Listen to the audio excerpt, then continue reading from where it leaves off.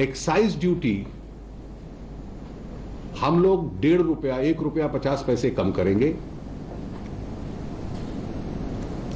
और जो ओएमसीज हैं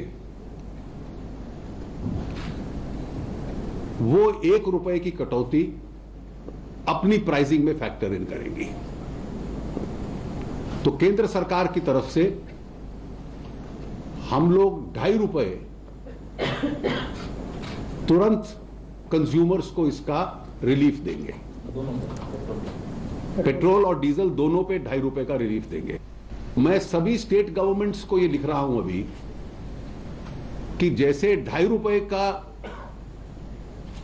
कटौती सेंट्रल गवर्नमेंट अब्सॉर्ब कर रही है through the revenue and through the oil marketing companies, तो इक्विवेलेंट अमाउंट स्टेट गवर्नमेंट्स भी अब्सॉर्ब करें। और मैं उम्मीद करता हूं कि कई राज्य सरकारों सभी कुछ करना चाहिए। हम लोग उनसे बात भी करेंगे मुख्यमंत्रियों से कि तुरंत वो भी अपने निर्णय अनाउंस करें इस ₹2.50 को कम करने का अपने वैट में, ताकि कंज्यूमर को तुरंत ₹2.50 केंद्र से और ₹2.50 राज्यों से ₹5 की डीजल और पेट्रोल दोनों की कीमत में एक रियायत मिल सके।